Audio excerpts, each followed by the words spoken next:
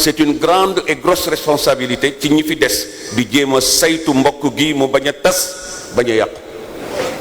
sinon ku ko ci def ëllëg yàgg yàlla tribunal ba ca kanamu yàlla la ndax yàlla nee na wattaqullaha alladi tasaaluna bihi wal arhama inna allaha kaana alaykum raqiban ragal leen seen mbokk gi ni ngeen ragale yàlla ndax ëllëg dama leen koy laaj moo tax si jërë ngeen jëf ci taxawaay bu rafet bii nga xam ni bi xalifa bi jógee ndigal dem ngeen ci CRD départemental dem ngeen ci réunion régionale gisante ngeen nag docteur le préfet Mouhamadou Gueye gisante ngeen nag le gouverneur Alioune Badara Mbeng jóge ca soog a dem ci seen kilifa di yàlla teg ci seen kanam jaarale ko ci président de la république Alhaji Macky Sall président de tous les Sénégalais mu jël kóoluteem dénk ko son excellence monsieur le ministre Antoine Félix Abdoulaye Dione mu nekk kilifa yi les corps régionaux et départementaux dans la haute administration sénégalaise te lépp loo xam ni jëlee woon nga ko ci président ba nga ko jàllalee ñoom ñëpp def nañu seen liggéey oustaz Abdoul Hamid Sy wax na ko oustaz Serigne Mouhamadul Habib wax na ko bërki démb bi président ñëwee te Serigne ak ci seen keppaaru mag ji nga xam ni mooy Serigne Cheikh Ahmed Tidiane ibnu Cheikh Mouhamadul Mansour ak Serigne Papa Babacar Sy ñu ànd caag nag Sidi Ahmed Sy seen rak ak Serigne Cheikh Tidiane Sy fa tabarakallah ànd caag Sidi Abdoul Aziz doomu Sidi Ahmed Sy bu Serigne Babacar Sy mi ngi fii toog ànd caag seen maam ji di maam Mor Jàmm Sy bu maam Baye Mbacke Sy di rakku Baye Xalifa Sy Baye Mbacke ci keppaaru nag seen doomu bàjjeen yeeg seen doomu ndijaay yeeg seen doomu baay yi ba ci Mansour Lo mi nga xam ni mën nga ni doomu Baye Alaaji Amad Lo seen jaam la ndax yaayam Aseetu Sarr Serigne Babacar Sy moo nàmp jox ko mu nàmp te Mansour ngi nii yaayam maamam soxna Astu Sy bokk ak Serigne Babacar Sy ndey ak baay waaw fa tabarakallahu noonu la ñuy wax ba egsi ci Serigne Cheikh Tidiane Sy Abdoul Aziz bi nga xam ni seen wayjur la ak képp koo xam ni wayjur la woo xam ni moo meññ kilifa yu tedd yi góor ñi ak jigéen ñi lépp dellu ci Cheikh Alhaaji Malick jaar fa mu jaar ba yegsi ci Serigne Babacar Mansour ak i rakkam Serigne Maodo Malick Dabakh ak Serigne Babacar Sy Abdoul Aziz ñoom ñi nga xam ni ñun ñii ñëpp seen jaboot lañu ak soxna Safeetu Sy xalifa dama koy faral di wax toujours góor baax na jigéen baax na ak soxna Aminta Sy xalifa ak soxna Roqaya xalifa ba ci soxna Ummul Xayri Abdoul Aziz ak rakkam soxna Ayda ak yaay Safi ak Fatima fa tabarakallah ak ñoom Lalla ak ñëpp ak mitu ba ci soxna Safiyatu Habib ak ay rakkam Fatima ak Umu Kulsum ak maam Fama ak seen rakk yëpp ba ci Roqaya ma ca Mbuur ak képp koo xam ne Cheikh Alhaaji Malick moo la jur ba ci soxna Kala Mbay Nafi Mbay Daba Mbay ak waa kër Serigne Cheikh Tidiane Sy Al Maktoum ba ci ñoom soxna Fat Sy mi ñu tuddee soxna Fat Sy Mansour ak rakkam Umu Kulsum ak Ndey Astoog soxna Daba ak seen càmmiñ ji muy sëñ Moustapha bu Serigne Cheikh Serigne Papa Malick Mam Malick Sy bu Serigne Cheikh sëñ Mansour ba ca Paris ak Abdourahman ak Babacar ak ña ca des mbokk yi ku bëggul yàlla bëgg na ñun ku ci bëggul sa morom bàyyil ak yàlla yàlla ko bind andi ko fi te moo la fi andi yàlla ku dugal sa maanaam sa baaraam ci diggante marto bi muy doo rek dëkk ga tooñ nga sa bopp te foofu fa mu dugal mbokk dafa sori war nañu am sax kersa di wane dara ci mbokk lu dul cofeel lu dul kóllëre lu dul sutura ak tedd nga ak teraanga ak mbaax 60 ans de polémique dafa doy sinon ñun ñëppay dee yàlla yóbbu ñu foo xam ne kenn xamu ko nañu ànd nekk benn te dimbali Cheikh El Hadji Malick ci centenaire am bi ñu toog dem ci daw doom sax ne ko maam fas nañu yéene kenn du trahir ci war a wax dëgg te yàlla nee na yonent bi sallallahu alayhi wasallam nee na ku noonoog sa mbokk xuloog moom ñetti fan te jubawu leen yàlla dootul nangu sa julli dootul nangu sa koor dootul nangu sa jaamu yàlla soo ca dee nag safara nga jëm yàlla nañ ci yàlla musal le bon Dieu a bon dos faalewul kenn waaye yërëm na nit ñi ci ku bëgg mu yërëm la waaye na nga da ngay sabab du nekk ci yërëm nga ndëjë sàkk ko ba mu may la ko yàlla kenn ëpp ko fulla ak fayda on ne peut jamais être plus royaliste que le roi buur bi nga bëgg a nekk buur ci kawam mënut a am. du kenn ci ñun nag di këru diine yi ci Sénégal yëpp tout entier le monde tout entier aussi yàlla moo leen yilif dañu bàyyi yàlla na mu tërale ñu ànd ca ànd ak moom. soo demee ci xutba maam Alaaji Malik da nga ca gis suuratu Nisa bi yàlla naan maam Alaaji Malik indi na ko di ca tegtaloo ngir wane ni am na ñu bëgg ñu juddu ci biir leeru yàlla ci ñooñu di ay way dencante bokk na ci li maam Malik Haaji Malik radiyallahu anhu dugal ci xutba ja na ngeen ragal yàlla seen bokk gi na ngeen ko ragal ni ngeen ragale yàlla. tariqa yi dañu war a ànd liggéeyal l'islam liggéeyal yàlla liggéeyal réew mi liggéeyal jàmm réew mi moo gën ñu nekk ay lanceur de pierre nekk ay pyromane di taal safara sama sëriñ a gën ba kañ. maam Alaaji Malik nee na ki gën ci biir ñi gën dee su ko xamee fii dañu xaar ba yàlla peeseel ñu ba ni yow yaa ma gënal.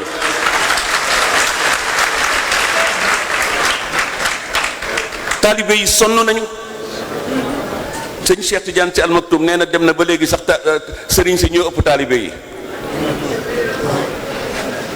mel ni taalibe yi dañu doon ay butin yu ñu jële ci xeex wala jihaad.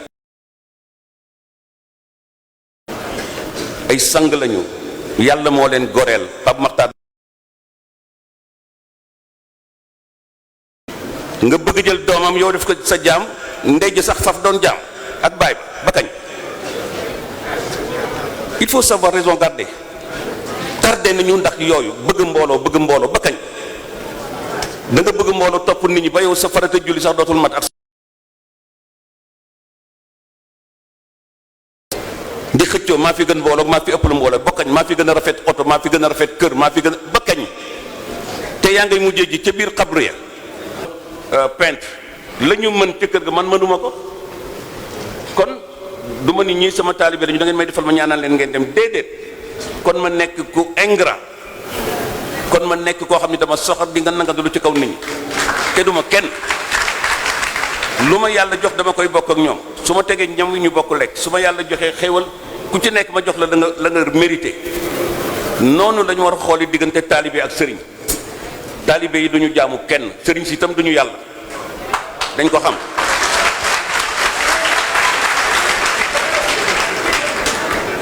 Il faut une révision totale de notre vision par rapport à la religion. yàlla nee na naka lay dagane ci ab sëriñ ma bind ko mu di waliyu ma bind ay yonent tànn leen ndax maa ni inna allaha astafa adama wa nuuhan wa ala ibrahima wa ala imrana ala alalamin ila axiri al aya zurriyatan ba'duha min ba'd wallahu samiun alim. seen maam Abdou doon na ko wax maa kaana li basharin an yutiya allahu alkitaba walxukma wannubuwata summa yaqulu linnaasi kunu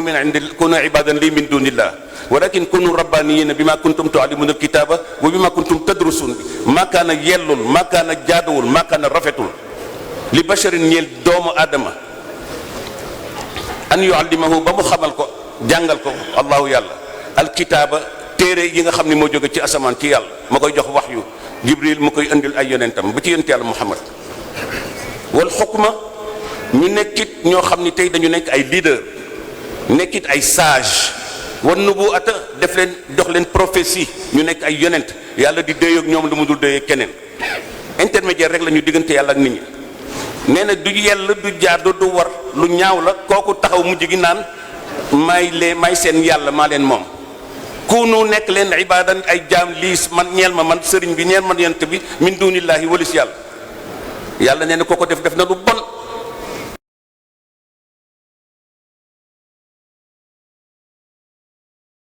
yàlla moo am laa ilaha illa allah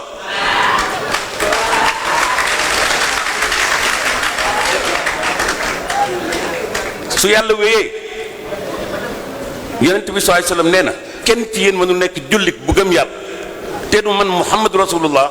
maa la gënal sa bopp sa ndey sa baay sa sëriñ sa maam sa jabar sa jëkkër say doom sa alal say étage sa wërsëg sa lépp. loolu la ñu war di fàttali nit ñi pour les libérer on doit libérer les talibés et leur donner leur liberté d'agir de connaître, de questionner, de poser des questions et de recevoir des réponses claires et nettes yoo xam ni dañ koy jëlee ci alquran. duñ ko jëlee sax ñun sama papa daf ñu daan yónni naan su demee ba nar a metti bu leen ni Alaaji Malik ne bu leen ni kenn nee leen qaala Allahu qaala rasulullah bu jeex mu ne ndax yëf yaa ngi bëgg a metti. loolu la ñuy war a wax ci daje yii keroog ne woon naa ci jàkka ji gàmmu gi séminaire la. On doit libérer les gens qu'ils puissent vivre dignement leur dignité, leur personnalité, leur indépendance, leur savoir-vivre. nit ñi duñu ay objet duñu ay automate doo yor rek yooyu ñuy def nii pour taal télévision nu mu tudd télécommande. nit ñi duñu télévision ay smart screen lañ ko tuddee xaw ma lan ba ñeen di télécommandé. nit yàlla ko may xel da ngay waxtaan ak moom ni ngay waxtaan ak sa bopp ak sa jabar ak sa doom ak sa sëriñ ak sa leneen su gisee lu ko jaaxal mu questionné la ndegam da nga am honnêteté intellectuelle da nga war a jàng ba dee doo di ko sama baay ne ko yàlla ne mi ngi ci alquran yonent bi ne mi ngi ci hadith sahihul Bukhari wa Muslim wala Tirmidhi wala leneen. moo tax daje yi séminaire la dañu war a càmbaraat li ñu maam Maodo jàngal. moom de li mu jàngale woon mooy maa ngi nii du ma wooteel sama bopp dara abdun jaam la zalilun bu néew doole faqirun bu ñàkk xaashiun bu tiit wajilun bu jaaxle te jàq zu jazain du ma tëdd ba mën a nelaw ndax tiitange asifun te di métti loo xam ni gaar na sama dund ci ay erreur moo xam maa ko tey wala tey ma ko yallaahu yow yàlla yaa xam loolu ilayka jëm ci yow kottu dong rek madda la tàllale yàlla sama jàmm bi di Alaaji Malik tàllalul loxoom ci kenn. Cheikhuna Tijaani mooy sama sëriñ de ci wàllu tasawuf ak soufisme yonent bi sallallahu alayhi wasallam mooy sama patron yaa ñu ko wax yàlla ñu ko wax waaye su may ñaan yow laay ñaan mën naa def nag sa chefo ci wàllu yonent bi sallallahu alayhi wasallam ndax yàlla yaa may yonent bi loo xam ne mooy ko kenn ba nga ko ne wa rafa'naa laka dhikrak fu ñu ne ashhadu an la ilaha illallah daal di ne ashhadu muhammad rasulullah abdun dalilun faqirun xaashiun wajizun zu jazain asifun yallaahu ilayka maddal yada rajaa maghfiratin te ba mu tàllalee loxo yàlla di qualifier boppam néew doole ak lu nekk dafa ni ko ñaanuma la dara lu dul nga jéggal ma ñaanuma la dërëm ñaanuma la alal ñaanuma la donkaasi gi njéggal laa ñaan ndax damay mujj ci sa loxo te soo ma enquêté te gis ni def naa loo xam ni neexu la am nga droit def lu la neex ci man su ma demoon tey ba mu wóor ma ni mësuma la mooy benn yoon itam dama naan ñàkk mooy googu taxul ma mën a décider ci sama sort yow yaay décider ëllëg ci sama sort yonent bi sallallahu alayhi wasallam nee na suñu demee ba nga xam ni dañu ñu àjjanaa ngi nii sa tànku ndeyjoor dugg te bu càmmoñ bi duggagul bu mu tax nga waxu wóolu yàlla du mu nga wóolu pexe yàlla da nga war a xam ni le seul maître c'est le bon Dieu du keneen ci gàmmu ji dañeen koy jàngal ko suñu bopp war ko gëm ngeen gëm ko suñ fi jógee def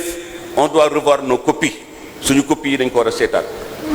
waaw ñun ñëpp nag ba noppi nañ ko wesaare ci daayira yeeg fédération yeeg confédération yi jàngal nit ñi loolu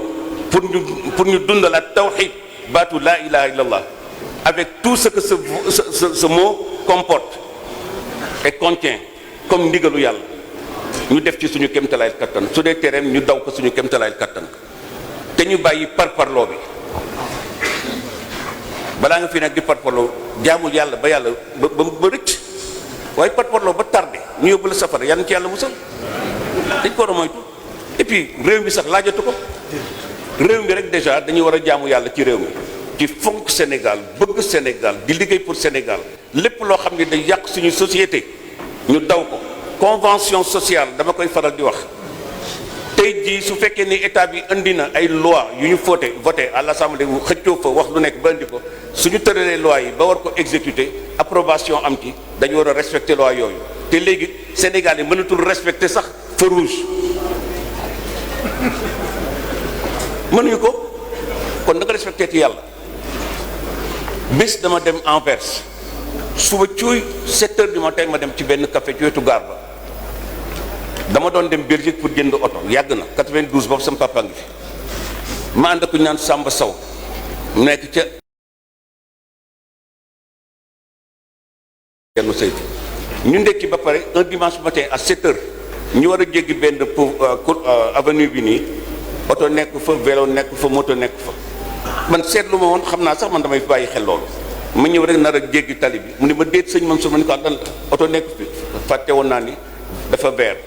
dafa maanaam dafa rouge mu ne ma déedéet kii bi dafa rouge donte la kenn newu fi sax yaa des caméras man ni ko sudul caméra sax caméra wu yàlla yi gën a garaaw et puis citoyenneté warul yem ci sa réew yetti citoyenneté boo xam ne da war a couvrir monde bi soo respecté fii loi soo demee feneen et cetera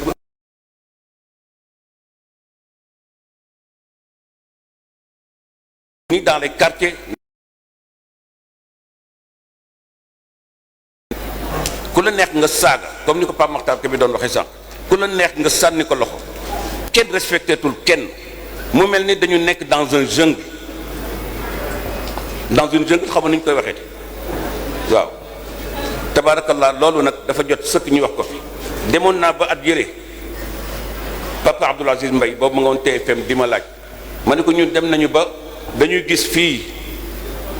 poubelle ñu war ci sànni suñu këyit mouchoir bu ñu fompoo ñu sànni ko ci suuf naan sa taasu café sànni ko ci suuf suñu jógee di jooy naan dëkk bi dafa salte te yow bokk nga ci ñu ko salteel ñu def fi loo xam ni tey waa ONAS ñoo koy def pour ndox bi di ci jaar muy segg mbalit mi nga ñëw ne ko dëkk jël sàcc yóbbu ko jaay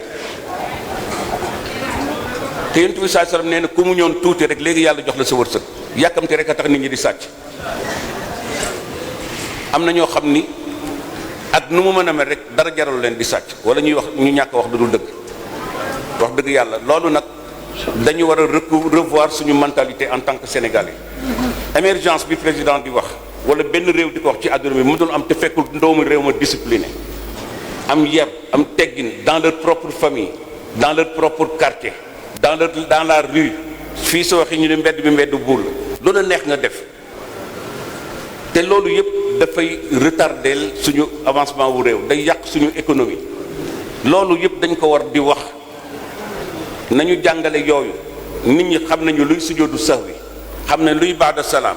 xam nañu luy qabla salaam xam nañu suñ dara wi ci julli noo war a réparer mais ba léegi nanguwu ñoo xam ni ñu discipline suñu bopp dans la rue ba léegi da ngay toog ñu naan la Paul Kagame yooyu du Paul Kagame du doneen seen maam Abdou Aziz Dabakh nee na ma bés Mansour ñun ñoo leen ëpp chance ma ni ko papa lu tax nga wax ko mu ni ñun dañu amoon mag mu mën a yar muy Cheikh El Hadji Malick ak mag ñi ko waroon te ñun itam ñun doom ya njaboot ga xale ya ñu nangu yar ba c'est là où se trouve le problème dañu mënoon yar ñooñu dañu mënoon yar te ñun ñu nangu yar ba kon maa ngi invité sama bopp invité Sénégalais yi ñu delloo ci suñu xel ci xam nu ñu discipliner suñu réew te kuñ ci dénk dara nga fonk ko respecté ko bañ ko yàq suñ la ko laajee nga delloo ko d'une manière intacte nañ la ko laajee woon nañ la ko dénkee woon su ko defee loolu nekk sa sac nekk sa dignité doom ëllëg ak sa njaboot loolu nañu mën a dimbalee njiitu réew yi nga xam ni moom la ñuy am les différents guides qui nous ont guidés dans ce pays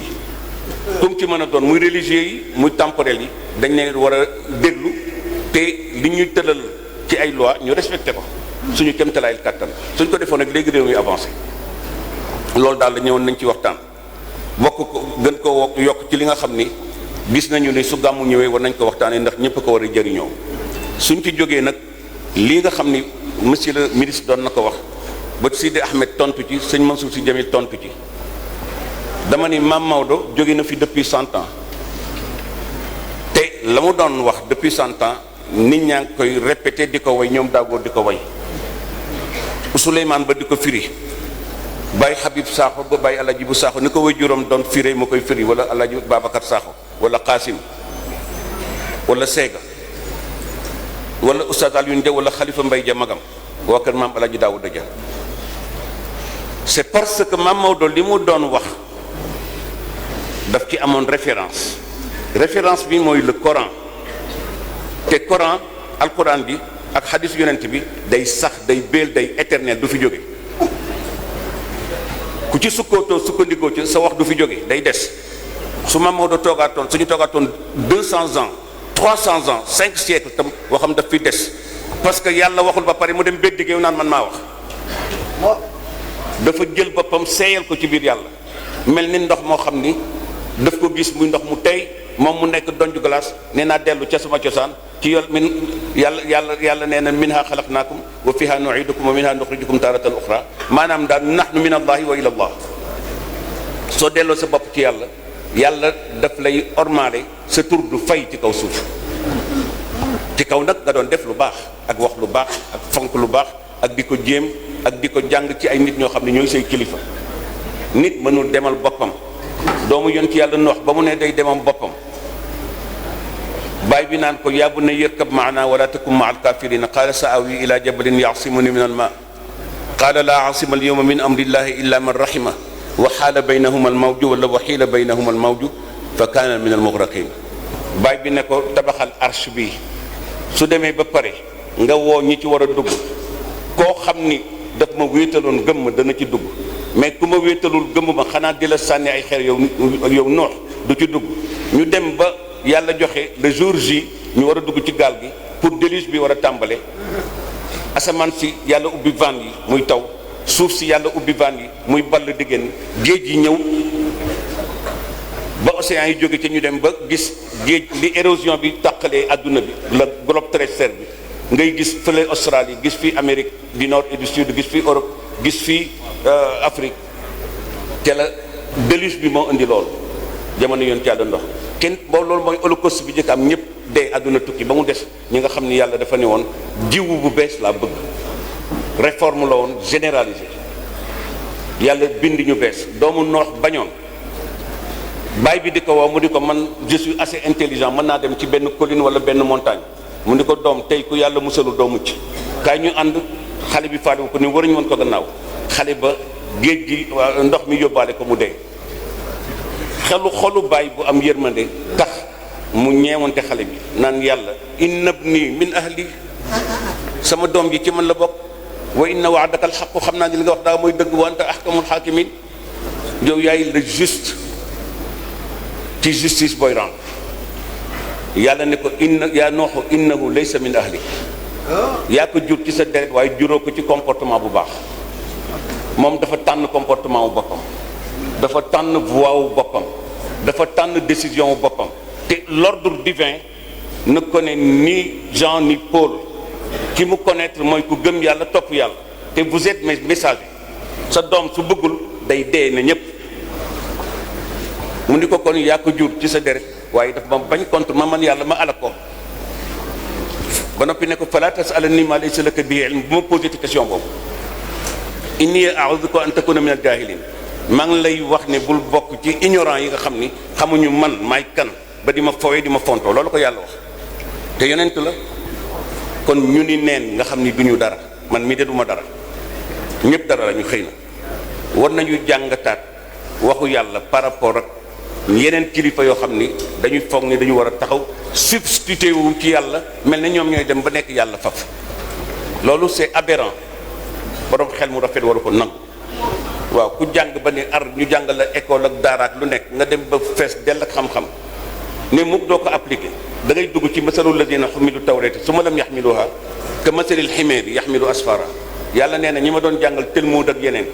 di ko jaaree ci yonent yàlla Moussa ak Yaqub ak Ishaq ak Israël ak ñëpp ñu lànk ñooy dem ba mujj gi mbaam yi ñuy sëf ay encyclopédie ñoo leen di tane nee na mbaam lu ma mën gàddu ay poids suñ ko tegee sëf ko ay téere yoo xam ni dafa fees dell ak xam-xamu leer itam xamul lu dul ngaax rek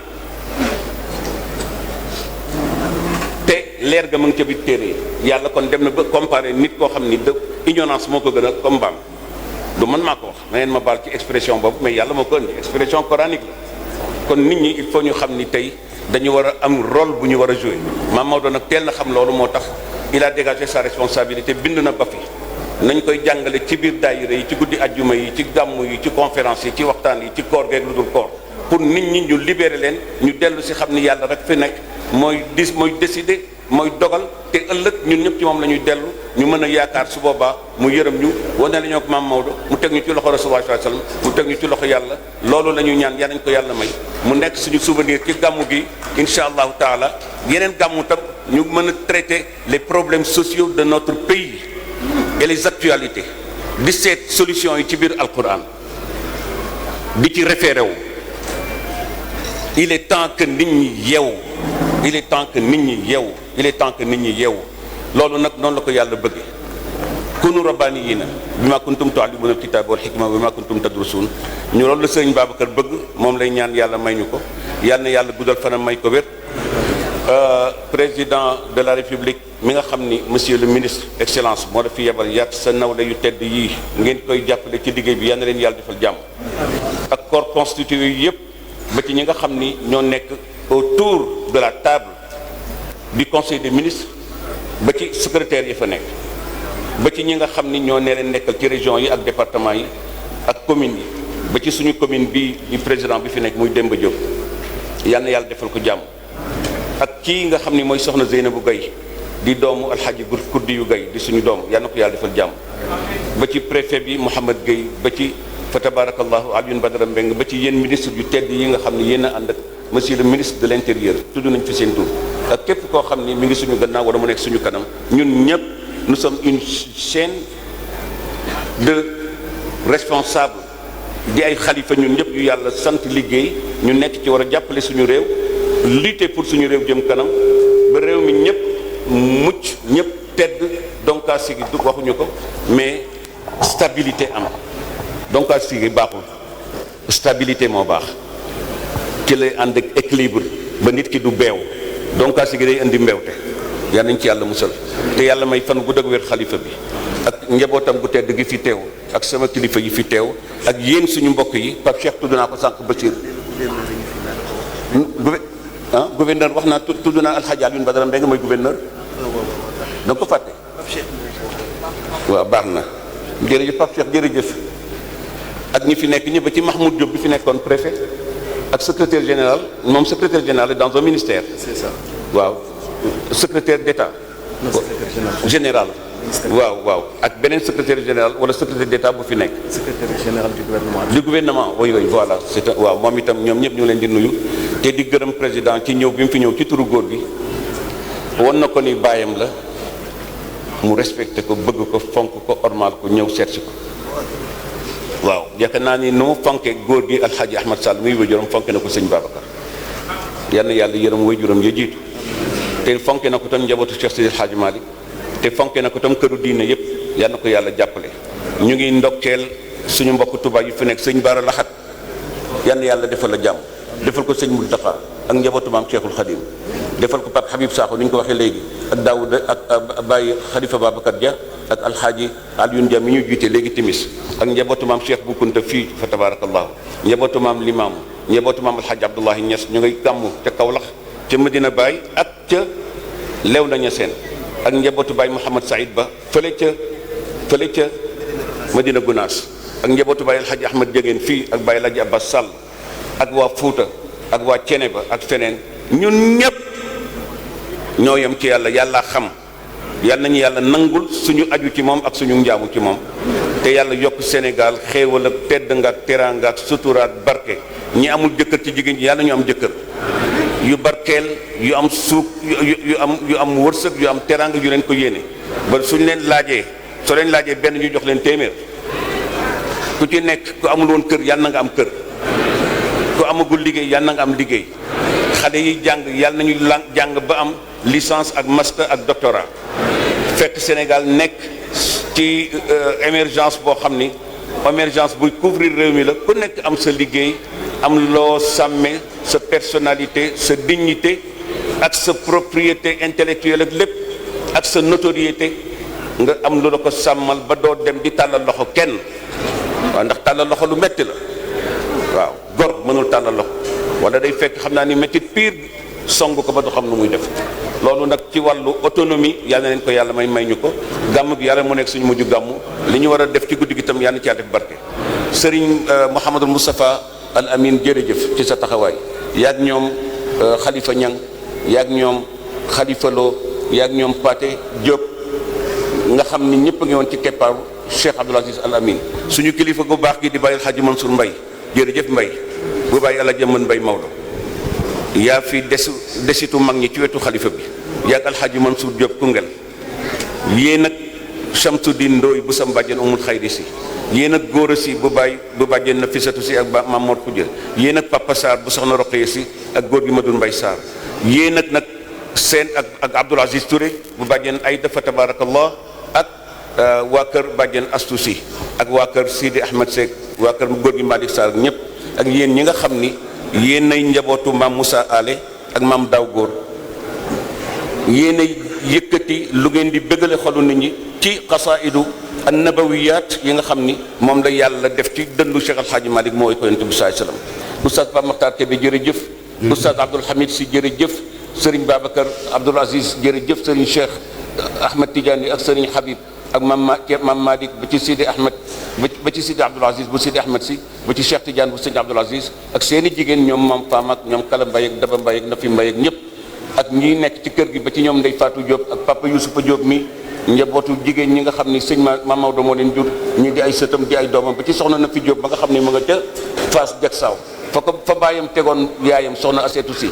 mu nekk faak Alhaji Youssoufa Diop ba léegi mosu fa jóge ña jiitu yal na leen yàlla yërëm ñi fi deseen yàlla guddal seen fan ci barke yonent bi sallallahu alayhi wa sallam allahumma salli ala sayyidina muhammadin wa salaamu aleykum wa rahmatullahi taala wa barakaatu. léegi nag. waaw. dégg nga sëñ Mouhamadou Mansour. waaw ñu ñaan. na ñëpp tàll seen loxo.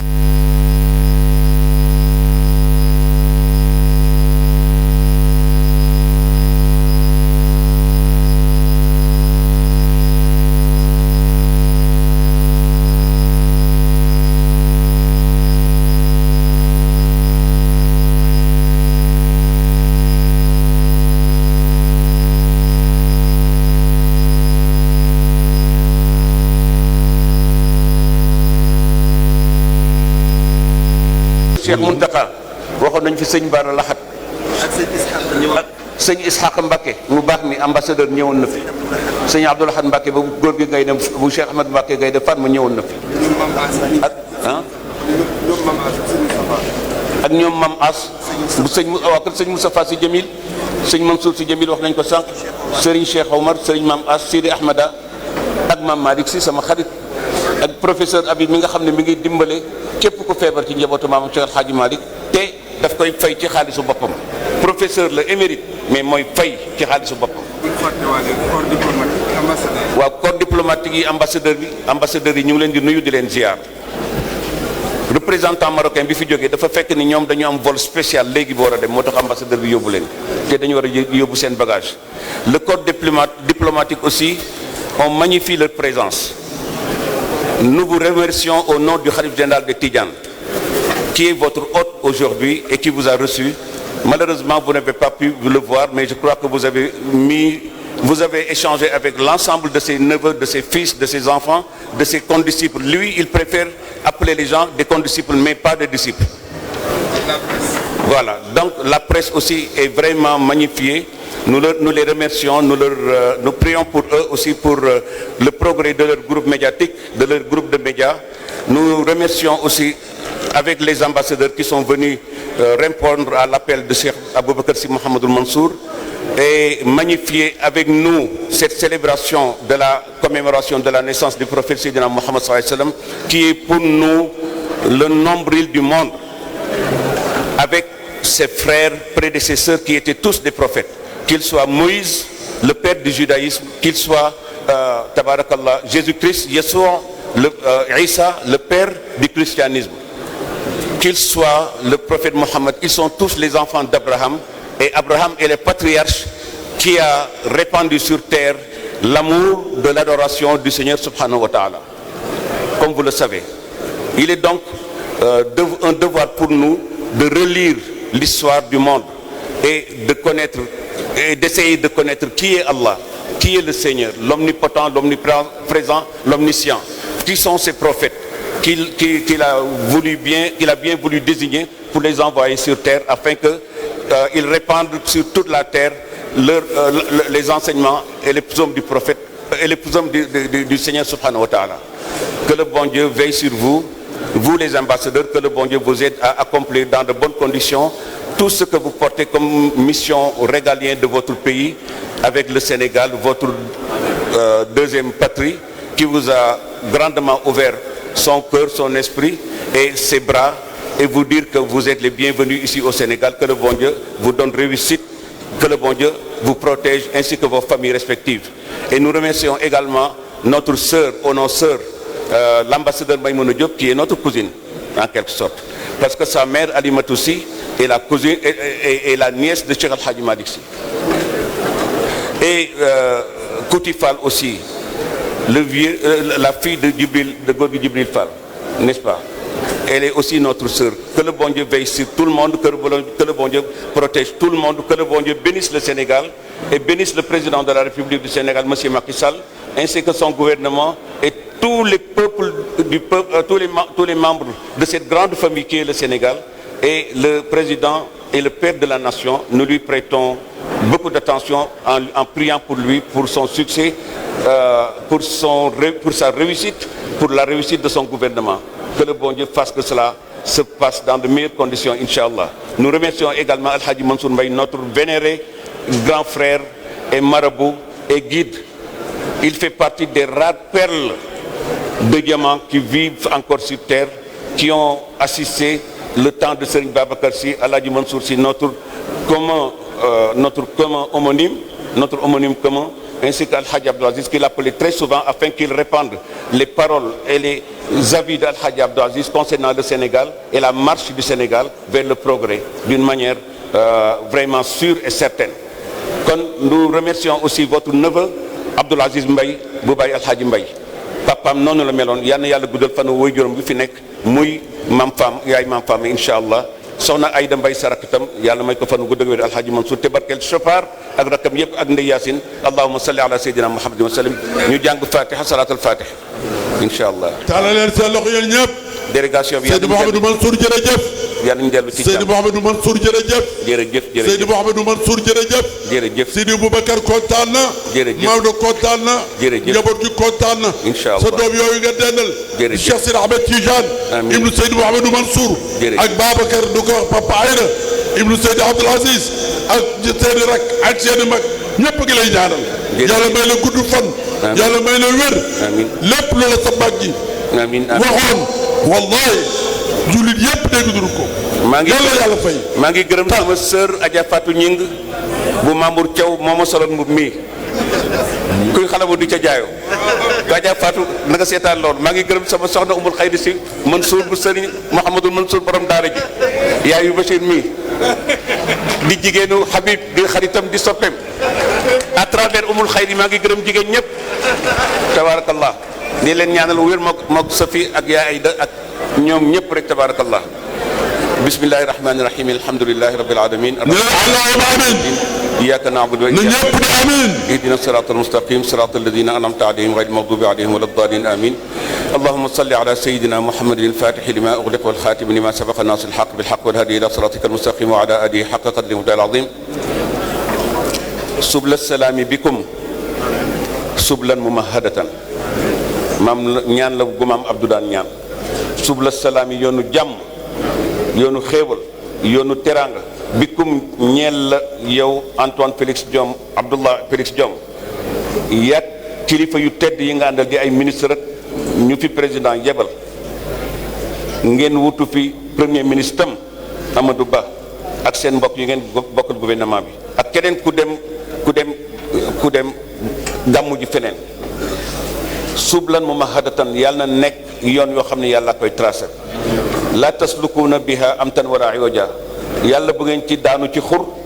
wala ngeen mbëkk dara loo xam ne obstacle la antum yéen ak ñun wadiatu mawlana alxafiz ñu ngi ñaan ngeen nekk ndénkaane sunu borom gérer leen boppam protéger leen boppam pacifier leen boppam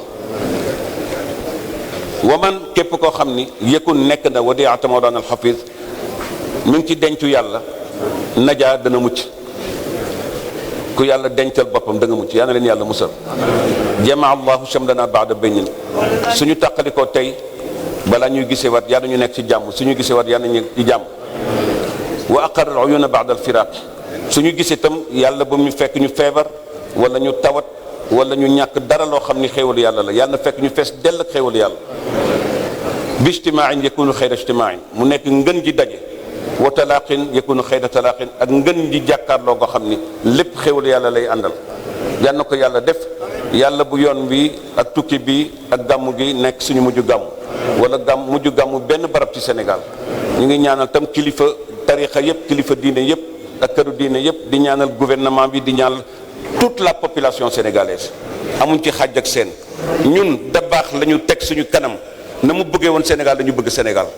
dafa doon wax su àdduna doon tàkk Sénégal di tàkk te ñu ni ku am benn guddoo soo ko ci burusoo dana fay nga musal nit ñi te fekk nga mar moo xam ni soo wannee guddoo ba da ngay dund réew mi dee te soo ko wannul